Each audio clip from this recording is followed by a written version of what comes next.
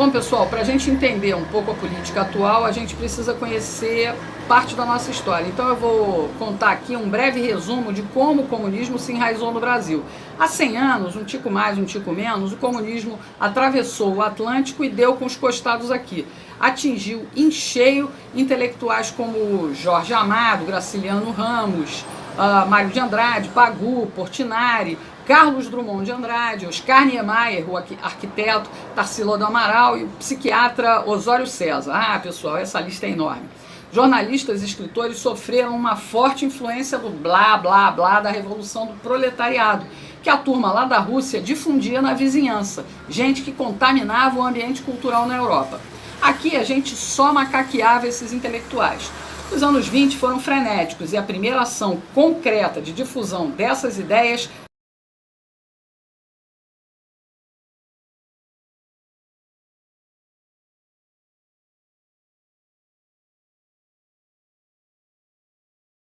veio com a Semana de Arte Moderna de 1922. Revolução estética na literatura, artes plásticas, música com Villa-Lobos, arquitetura com Niemeyer e psiquiatria. Os modernistas diziam que o Brasil precisava ter identidade própria nas artes. O negócio era romper com os clássicos. Claro, isso tudo trouxe mudanças comportamentais. Mas a elite quatrocentona paulista que adotava os ideais esquerdistas jamais se recusou ao doce sabor do capitalismo. Esse caldeirão cultural reverberava nos meios políticos e anunciava o fim da República Velha. As oligarquias paulista e mineira que se revezavam no poder desde o golpe contra o Império para a proclamação da República. Eles enfrentaram diversos movimentos revolucionários, como a Guerra de Canudos, no Nordeste, contestado no Sul, as revoltas da chibata e da vacina no Rio de Janeiro, e os anarquistas e comunistas começavam a fazer barulho em São Paulo. Em 1922 também, aqueles artistas intelectuais se filiaram ao PCB, Partido Comunista do Brasil. Em 1929, a Bolsa de Valores de Nova York quebrou, justo quando o mundo mal se recuperava da Primeira Guerra Mundial. A economia do Brasil, essencialmente agrícola, foi para o ralo. Os preços despencaram. O café, nosso maior produto de exportação, encalhou nas fazendas. O povo, especialmente imigrantes que substituíam escravos, deixaram o campo em busca de novas oportunidades. A indústria paulista estava só começando. História é uma coisa fantástica, pessoal. Essa turbulência atingiu o exército. O movimento tenentista queria mudanças e, liderado por Getúlio Vargas, derrubou a República Velha. Entre um levante ali e outro aqui, as forças militares que apoiavam o tenente Getúlio Vargas prevaleceram. De 1930 até 1945, vivemos a ditadura Vargas, período violento dos governos militares. Getúlio era carismático, populista e mão de ferro. Copiou políticas sociais implantadas por dois importantes líderes europeus. A mão do Estado instituiu o controle social. A CLT, consolidação das leis trabalhistas, foi copiada da Carta do Lavoro, do Mussolini. Ganhamos a classe trabalhadora e os sindicatos. Deu no que deu décadas depois. Do Hitler, o Getúlio copiou o controle da cultura e da comunicação, o DIP, Departamento de Imprensa e Propaganda, ditava o que a imprensa podia e não podia falar. A Rádio Nacional unificava a linguagem e Getúlio passou a ser conhecido em todo o país. Culto à personalidade. Quando o maluco alemão resolveu dominar o mundo, Vargas quase embarcou no eixo. Só não foi porque Roosevelt, presidente americano, foi muito convincente. E os comunas, Regina? Bom, eles acusavam Vargas de controlar a classe operária, tirando deles a influência sobre o proletariado. Mesmo na clandestinidade, se mantinham vivos e ativos, principalmente na cultura. Os resultados disso nos afetam até hoje. Veio a Segunda Guerra Mundial. Os americanos lutaram duas guerras simultâneas. Uma no Atlântico, contra as forças alemãs. Outra no Pacífico, contra os japoneses. Quando a guerra acabou, em 1945, aqui no Brasil, o pessoal já estava aqui com o ditador Vargas. Nem adiantou o Getúlio anistiar presos políticos e permitir a reorganização partidária, tirando o PCB da clandestinidade. Os tenentes, que a essa altura já eram alta patente, deram um pé no traseiro do caudilho. Getúlio saiu, mas voltou eleito em 1950, um governo que durou pouco. Quanto mais Getúlio ampliava a mão do Estado na economia, mais a economia desandava. A insatisfação entre políticos e forças armadas só aumentava a tensão. O atentado ao jornalista e ex-comunista Carlos Lacerda precipitou o fim do segundo governo Vargas. Getúlio saiu da vida para entrar na história com um tiro no próprio peito. E os comunistas, Regina? Sempre ali, na figura de herdeiros políticos de Vargas. João Goulart, Leonel Brizola, Tancredo Neves. Esses eram os civis. Entre os militares, alguns tenentistas. Médici, Geisel, Leônidas Fernandes Cardoso, pai do FHC. Viu aí? Bom, em 1955, o Brasil elegeu o megalomaníaco Juscelino Kubitschek, que prometeu avançar 50 anos em 5, construindo Brasília, a capital dos sonhos de qualquer governo comunista, bem longe do povo. Projeto dos arquitetos Lúcio Costa e Oscar Niemeyer, comunista. JK foi um dos governos mais corruptos da história. Foi aí que as empreiteiras começaram a festa com o governo federal. Brasília ficou pronta e deixou uma cratera nas contas públicas. Então, os eleitores caíram no conto do aloprado Jânio Quadros. O cara fez campanha como conservador e anticomunista. E quando assumiu, medalhou logo o assassino Che Guevara e estreitou relações com a União Soviética. Sem apoio no Congresso e sem povo em Brasília, Jânio renunciou. E os comunistas, Regina? Bom, eles são como coronavírus. Se a gente não ficar atento, se contamina. João Goulart entrou para a política pelas mãos de Getúlio Vargas, de quem foi ministro do Trabalho no segundo governo. Jango assumiu a presidência querendo mais Estado na economia. Queria até desapropriar empresas estrangeiras. Apostou no apoio de sargentos, cabos e soldados para dar um golpe de Estado à esquerda, como fez o Chaves. Quer saber o nome de um deputado federal da Frente Parlamentar Nacionalista que apoiava tudo isso? Quer saber? João Agripino Doria Neto. Papai Doria era comunista. Então, apesar de preocupados, os oficiais generais só acompanhavam a parada de longe, até a classe média ir para as ruas e impedir que a gente virasse Cuba. Havia insubordinação nas Forças Armadas e o Marechal Castelo Branco ficou #chateado. Os católicos conservadores e anticomunistas, pessoal, antigamente não tinha essa história de Frei Beto, teologia da libertação, comunidade eclesial de base, tinha não. A Marcha da Família com Deus pela Liberdade acendeu o pavio que mandou o Jango para o espaço. Um general lá de Minas até saiu com as tropas disposto a pegar o Jango no tapa. Dizem que o Jango era meio cagão, sabe? Então, por isso ele disse logo, eu vou pular fora para que eu não cause a morte de ninguém. Brizola ficou pé da vida. O cargo de presidente ficou vago por poucos dias. Os deputados acabaram elegendo o Marechal Castelo Branco para presidente. Lembra que o Bolsonaro contou essa história na campanha? Pois é, o Castelo começou a pôr ordem na casa. Imaginava ele que, contornando a crise política, podia restabelecer e consolidar a democracia. Castelo fez um grande favor ao país quando determinou que só podiam existir 2 partidos, Arena, Aliança Renovadora Nacional, e MDB, Movimento Democrático Brasileiro. Não tinha fundo partidário, não tinha fundo eleitoral, tá legal, pessoal? Castelo Branco fez reformas econômicas e tributárias, mas os comunistas estavam revoltados e explodiram uma bomba no aeroporto dos Guararapes, em Recife. Eles queriam matar o general Costa e Silva, que Castelo escolheu como sucessor. Castelo era antifascista e, antes de entregar a presidência, fez a Constituição de 1967 e foi bonzinho. Não colocou lá qualquer ato institucional nem dispositivo autoritário. Costa e Silva, ao contrário, tinha um viés mais autoritário e endureceu o governo. Fez isso porque os comunistas estavam tocando terror no Brasil. Queriam derrubar o governo na amarra para transformar isso aqui numa ditadura do proletariado. Os caras eram violentos. Tiro, porrada e bomba, além de sequestros e assaltos. Ainda matavam os próprios companheiros quando desconfiavam de traição. Isso encheu o saco do Costa e Silva, que acabou decretando o AI-5. Ele fechou o Congresso Nacional, cassou mandatos, inclusive o pai do Dória, e reprimiu legal os comunistas. Costa e Silva teve um AVC e não terminou o mandato. Uma junta militar indicou o general Médici para o cargo. Apesar de ter sido o período de maior repressão aos terroristas, com prisão e enfrentamento tático de guerrilha, que matou um monte de comunistas, Médici reabriu o Congresso e não caçou ninguém. Dá para desconfiar, não dá não? No início da década de 70, o mundo fervia na área cultural. A partir das ruas de Paris, tomadas pelos estudantes em maio de 1968, houve uma revolução social global, uma inversão de valores morais, ruptura política entre conservadores e liberais e econômica entre comunismo e capitalismo. Cortina de ferro dividindo o mundo. O Brasil tinha censura, mas não impedia festivais de música, não impedia a criatividade. Chico, Caetano, Gil e muitos outros ganharam fama e muito dinheiro nessa época. E as universidades já estavam a todo vapor mesmo, pessoal. A maconha já rolava nos campos. Uma abelha me contou que foi uma ideia, uma tática do general Golbery Couto e Silva.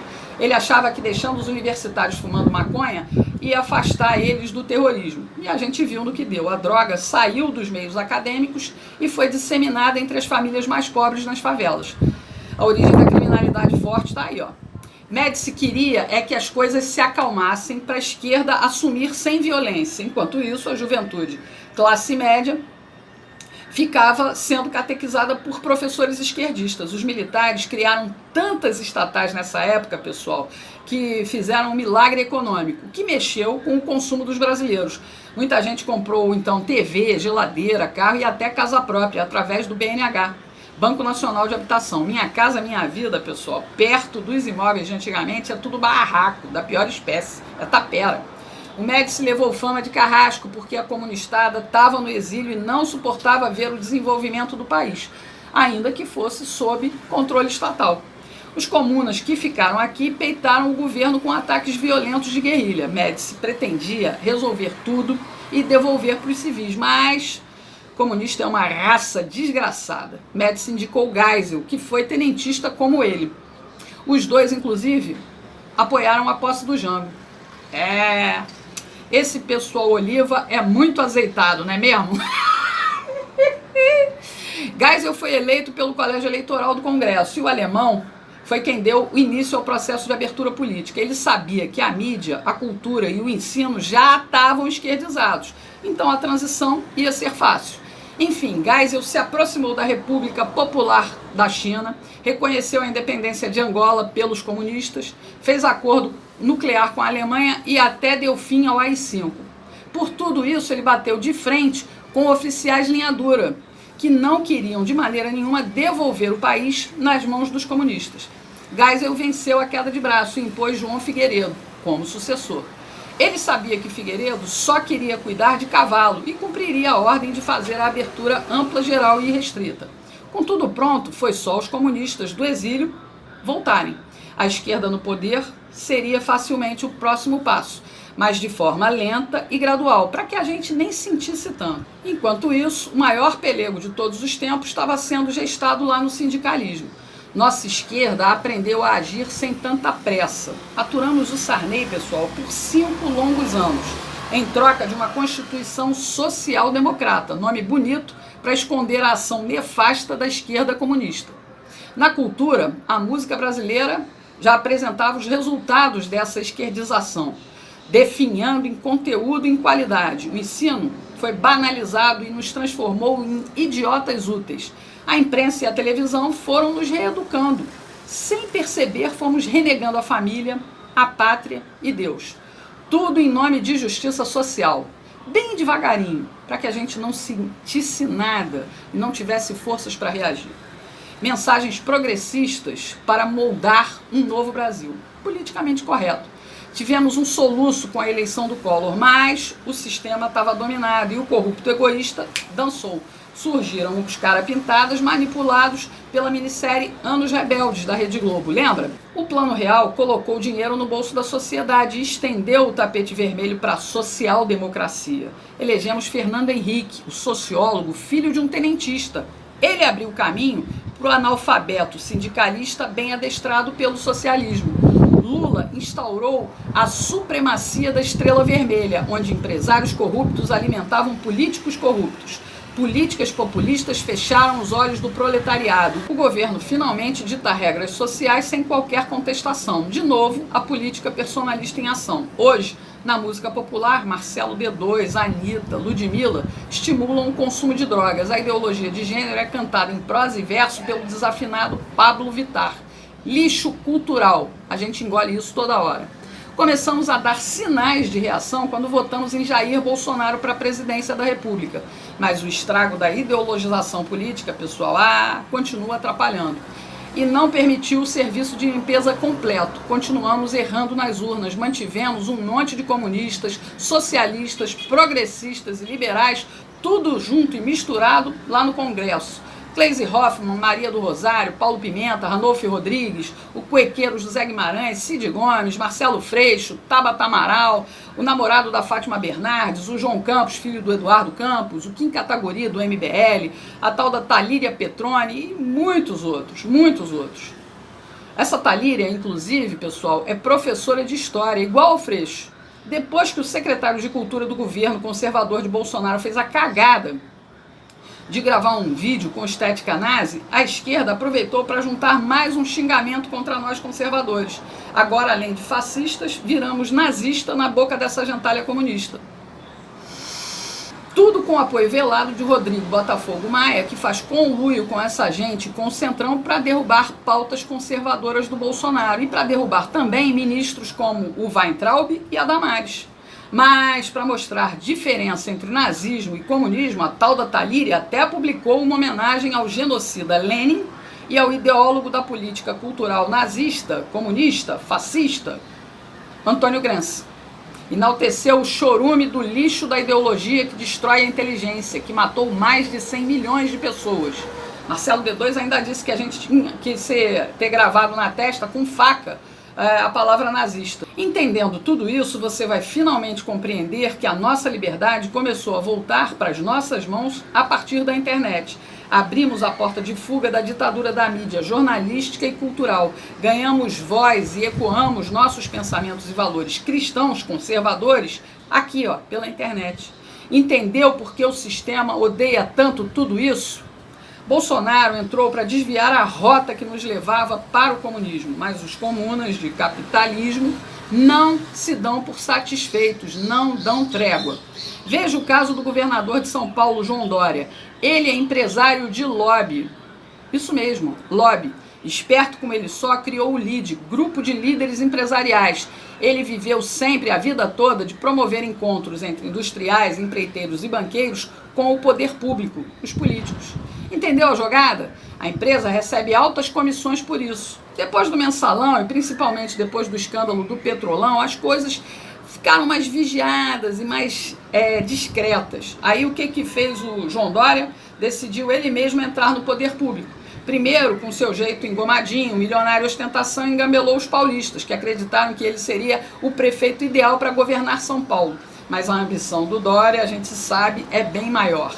Em 15 meses ele deixou São Paulo para trás nas mãos do progressista Bruno Covas e partiu com tudo para a candidatura a presidente. Mas o PSDB de Geraldo Alckmin disse não e ele, a contragosto, acabou brigando pelo governo do estado de São Paulo. Dória mostrou logo na entrada todo o seu viés esquerdista totalitário e patrimonialista, que não vê diferença entre o que é público e o que é privado. Olha o que ele fez no Palácio do Governo. Pegou uma decoradora e mudou toda a estética clássica do Palácio Bandeirantes. As mudanças físicas custaram mais de R$1,5 milhão para deixar tudo bem parecido com palácios de estilo autoritário, como a estética nazista, fascista, comunista. Basta comparar essas fotos disponíveis na internet. Mas Dória e Alckmin, Alckmin e Dória são iguais, representam o mesmo tipo de política nefasta, só que Dória vai numa velocidade destrutiva muito mais rápida. Tudo pela fixação, pelo poder da presidência da República. É lá que ele quer estar.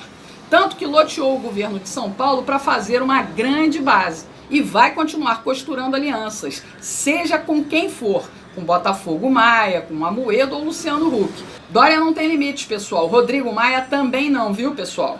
Ele flerta até com Ciro Gomes, tudo porque ele quer chegar na vice-presidência. Eles só querem uma coisa: poder. E isso bota a mão deles no cofre do governo federal. Qualquer um desses aí só tem um interesse: voltar ao tempo do mensalão, quando deputados e senadores fingiam independência política do PT, mas negociavam seus votos por cargos e dinheiro. Eles querem tudo como antes da Operação Lava Jato. Os acordos estão sendo fechados. E para alcançar os seus objetivos, Dória se elegeu enganando novamente o eleitorado paulista. Discursinho anticomunista e conservador, apoiado no Bolsonaro. Como o povo não perdoa traidores, ele vem, perdendo popularidade. E agora está usando mais dinheiro público para tentar ocupar o Palácio do Planalto. Pegou 20 milhões de reais para modernizar as rádios de São Paulo. Isso mesmo, dinheiro do povo. Deu para as empresas privadas, como a Jovem Pan. E qual é a moeda de troca? Elogios para o Dória e porrada todo dia em Bolsonaro. Tá ok, Chilique? Não acabou não, pessoal. Ele sabe que a nossa independência da mídia tradicional continua acentuada na internet. E olha o que ele fez agora. Olha o que ele fez. Olha o que ele fez. Pegou mais 15 milhões do dinheiro público para contratar uma empresa de vigilância da internet. Dória quer saber o que falam dele 24 horas por dia, 7 dias por semana, e quer fichar os seus detratores. Saber quem age contra o seu projeto de poder rumo a Brasília. Quer tirar a gente do caminho dele. E aí eu te pergunto, nós vamos deixar?